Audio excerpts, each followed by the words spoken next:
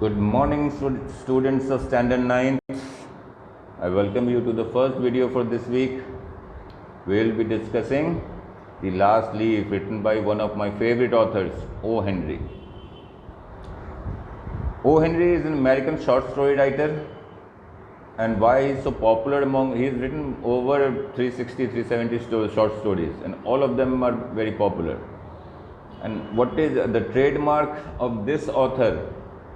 O. Henry, by the way, was a pen name. I will be telling you more about the author in a few seconds. But the strongest point of this author that we all know is the surprise twist every short story had at the end. And they were beautiful stories. So, to begin with, let's start a little bit description of O. Henry. This is the gentleman during his middle ages. Later he grew older, and this was a stage when he started getting popular. So now we discuss a few points about the author. William Sidney Porter, better known by his pen name O. Henry, was an American short story writer. So this gentleman was American.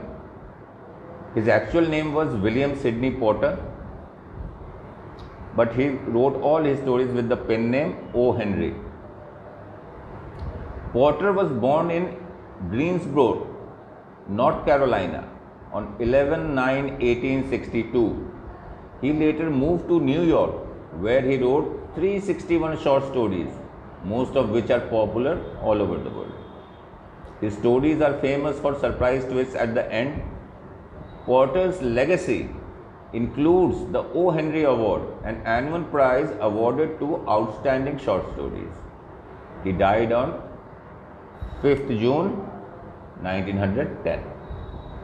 So you see, he was born in North Carolina, Greensboro. Then he moved on to, after he married and moved on to New York, where his life changed.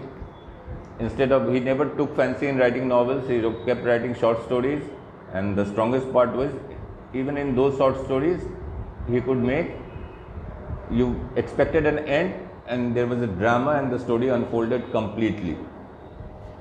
The Last Leaf, The Gift of Maggie, these two stories are one of the most renowned stories about sacrifices human being makes to make a fellow human being happy. So, the Gift of Maggie we don't have in our course, but we definitely have The Last Leaf. If we go through it properly, it gives us lots of hope and inspiration, and even losing life is worth it when it is done to achieve something extraordinarily great. Let's come to the synopsis of the story. What is the story all about? What does it try to tell you? This is a tale of two friends, Sue and John C. They were struggling artists. John C. contracted pneumonia and had given up on life. Despite all attempts by her doctor or by Sue, she refused to change. She kept looking at an ivy creeper which was shedding its leaves. She believed she would die after the last leaf fell. The story is about two friends who were struggling, whose life was not exactly settled. They were trying to make a mark, trying to make somehow a regular way of living. And when they were going through this tough phase of life, one of the friends, John C., contracted pneumonia. And pneumonia, is an infection of lungs, where lungs get swollen and the patient finds it very difficult to breathe. It is another viral infection. Although the cure of pneumonia is available now, earlier lots of people died due to it. Even now they die. If your resistance is weak, it's hard to survive pneumonia. The doctor and her friend made desperate attempts to change Sue's mindset, but Sue had made up her mind to be depressed, and she came out with a strange theory. And this theory actually explains how depressed she was. She believed that the ivy creeper, which she could see outside the window, and the creeper was shedding leaves, she believed the day the last leaf fell, she would die. That was the feeling of Jauncey. Berman, an elderly painter, came to know about this. His only ambition in life was to paint a masterpiece. He painted a leaf in the night, out in the cold. As a result, he contracted pneumonia and died. So downstairs there lived an old painter artist who still, even at the old age, was struggling. And now at that age, he had only one ambition left, just to leave the world. Before he left the world, he drew at least one masterpiece. When he got to know about Jauncey's mindset, he was very upset. He said she is not thinking rationally, but she is not to blame because she is going through illness. She is suffering very much. That night, what did Berman do? He stepped outside. The last leaf it was raining heavily, and the last leaf on the ivy creeper had already fallen. What did Berman do? He painted a picture of an ivy leaf just where the last leaf was. By the time he was doing it, he got drenched, he soaked in rain, completely covered in rain, and cold winds were blowing. And besides, he was an old man, so we don't know how much immunity was left within him. So he contracted pneumonia and died that very night. Next morning, when Jauncey woke up, she noticed the leaf was still there. She expected the leaf to fall at some point of time, but it wasn't. Next morning, Jauncey noticed that the leaf was still there. She got hope and decided to cooperate with her friends and recover. Right. So she waited for a few while the leaf would fall, but she thought if this leaf could survive that storm we had last night, the cold winds blowing and heavy rainfall, the leaf didn't fall. So if this leaf can survive, even I can survive too. She got some motivation. She started cooperating with the friend and doctor, and finally, hopefully, she recovered. What is the central idea of this story? What is the message the author is trying to convey through this story?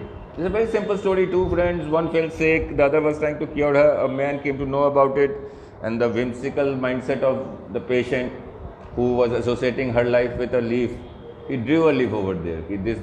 Where would the painting fall? The girl would look at a leaf and get hope, and indeed that happened. And life of Sue was changed forever. Jauncey was changed forever. So this story is all about hope, sacrifice and achievement. It was the sacrifice of Berman which gave hope to Jauncey. An old man died so that a young girl could live. Isn't it a good thought? An old man died so that a young girl could live. Berman's ambition in life was to draw a masterpiece. He did achieve it, but at the cost of his life. The story motivates children to care for others, never give up on hope. It also tells them to be ready to stretch themselves to the limit if they wish to realize their dreams. Berman stretched himself to giving up his life just in order to create a masterpiece. It became a masterpiece in two senses. He drew such a beautiful leaf that looked like a real one. But many people can do that. How did it become a masterpiece? It became a masterpiece because that leaf saved a person's life. Anything that saves a person's life is extraordinary piece of art. Masterpiece means extraordinary piece of art. Any art that can save a life of a person is an extraordinary piece of art, a masterpiece. We come to the word meanings of this chapter. Pneumonia is a lung disease. Gazing means looking or seeing. Shedding, the creeper was shedding its leaves, means dropping its leaves. Autumn, a season preaching winter, it announces the arrival of winter, the season just before winter or a season preceding winter. Finality means when somebody speaks with finality means someone has made his or her decision. So it's decisiveness, finality. Draw the curtain means to cover the window or door with a curtain. Masterpiece, work of extraordinary artistry or skill. An extraordinary piece of art is masterpiece. Pour out, When you pour out something, you speak what is in your heart while you are crying. Right? Now, next are tiptoed. When you tiptoe, you walk without making noise. Feeble means weak. Reluctantly means hesitantly. Creeper, plants that climb walls. Fierce means strong. Maria Sharapova, we read, in the tennis world, she had to face fierce competition, strong competition. Clinging, when you cling on to something, you are holding on to something. Then depressed. Depression is a state of mind where person loses hope, feels hopeless. Gloomy means sad or dark. Here it stands for sad.